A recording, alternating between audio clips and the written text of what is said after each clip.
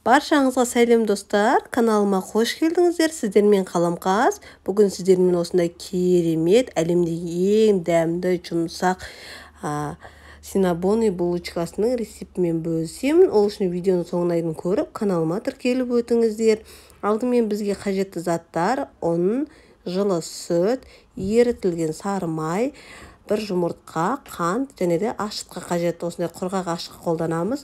Алдымен 200 мл жылы сүтімізді ыдысымызға құйып, үстіне қантымызды салып, қантымыз ергенше венчиктің көмегімен жақсылап араластырып аламыз.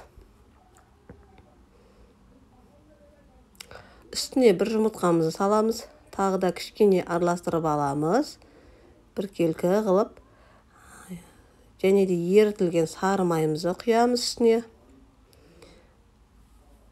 Және бір ас қасық құрғақ ашытқы саламыз. Мен осындай құрғақ ашытқы қолданамын. Жақсылап араластырып, үстіне ұнымызды сала отыра, жұмсақ, қолға жабыспайтын әдемі қамыр илеп шығамыз. Ұнды бірден салмаймыз, себебі қамырымыз қатты болып қалады. Сондықтан азазан араластыра отыра саламыз қамырымызды.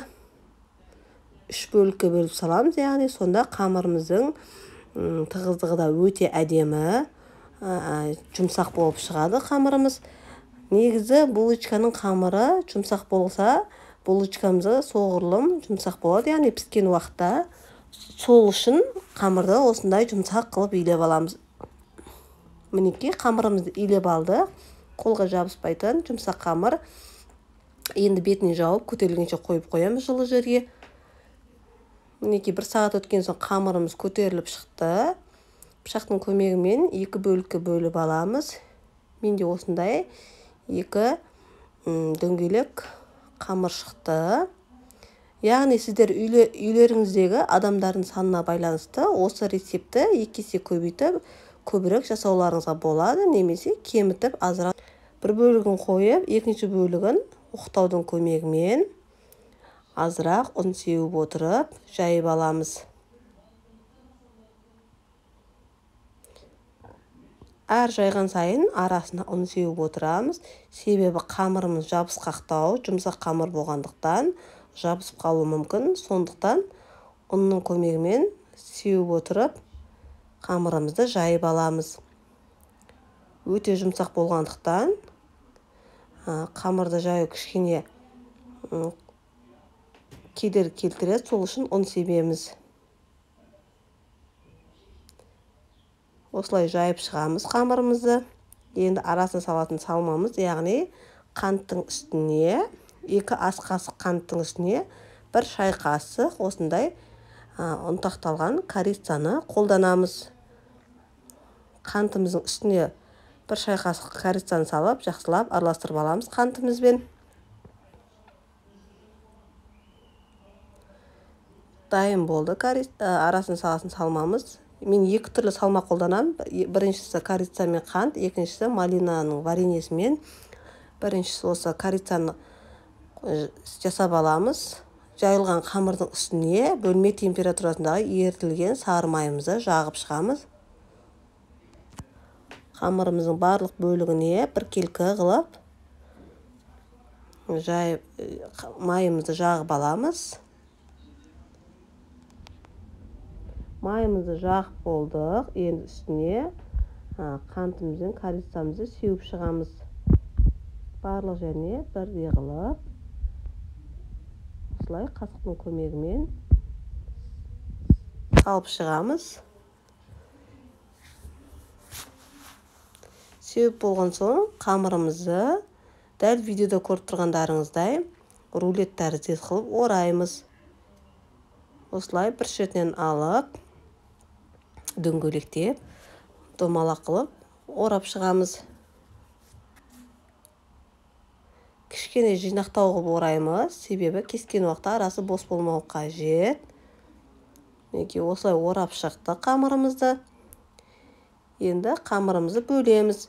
Пышақтың көмегімен немесе жіптің көмегімен бөлуге болады. Мен осындай ине жіптегі жіптің көмегімен бөліп шығамын. Видеода көріп тұрғандарыңыздай дәл осылай қамырымыздың астына жібімізді өткізіп, қаттырақ қысыңқырап, сонда біркелкі қылып кесіліп шығады. Егер қамыр қатты жұмсақ болса, пышақпен кесілу қиындау болады. Сол үшін осылай жіптің көмегімен сіздер де кесіңіздер. Еш қиындығы жоқ. Дәл видеода көріп тұрғандарыңыздай жібімізден тартып, қысып, осылай қамырларымызды бөліп аламыз.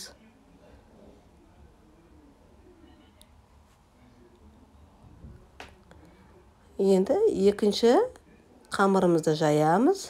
Яғни бұның салмасына малинаның варенесін жағамыз. Неке қамырымызды жайып болдық. Дәл алдыңғы қамырымызға жаққандай бөлме температурасындағы ерітілген сары майымызды осылай жағып шығамыз. Майымызды жағып болдық. Үстіне мен алдын ала осындай қайнатылған варенемізді құйып шықтым біркелкі қылып.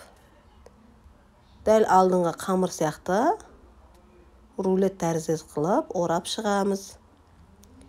Егер корица ұнатпайтын болсаңыздар, осылай малинамен жасасаңыздар да өте дәмді, керемет болып шығады.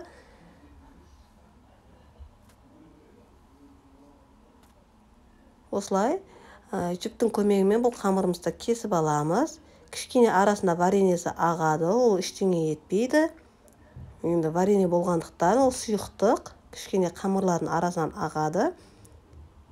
Енді қамырларымыздың бетін 15-20 минутқа кішкене көтерілгенше жауып қоямыз бетін. 15-20 минут өткен соң қамырларымызды алып, противенге салып, қызып тұрған пеште 180 градуста 35-40 минутта пісіріп аламыз.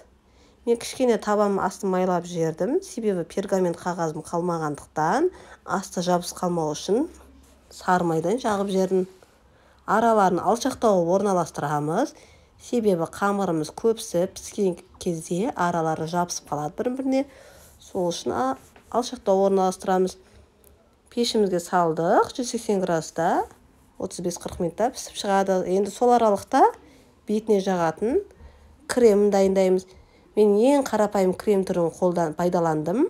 Яғни 20%-тік дүкеннің қаймағына қант ұнтағын салып, венчиктің көмегімен жақсылап араластырып алдым. Мінеке 40 минуттан кейін булочкаларымыз пісіп шықты. Пештен шыға салып, ыстықтай осылай бетіне кремін жағып шығамыз.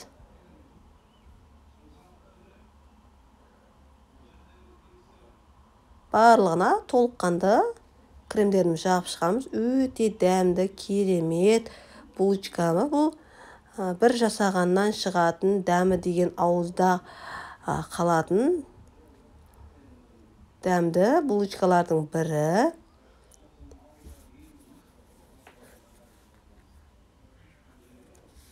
Булочкаларымыз мінекей дайын болды. Кішкене бетіне кремі қату үшін 10-15 минуттан кейін алып, жей беруге болады. Мінекей видеода қарап тұрған булочкаларымыз түрі өте әдемі, аппетитный болып шыққан. Мінекей пышақтың көмегімен сіздерге кесіп көрсетейін. Өте жұмсақ, видеода қарап тұрғандарыңыздай бұлқылдап піскен, арасы деген толыққанды пісіп шыққан, дәмі деген керемет, тамаша, ауызда ериді. Сіздер де дәл осы рецептпен жасап көріңіздер. Видео ұнаса лайк басып, комментарий қалдырыңыздар.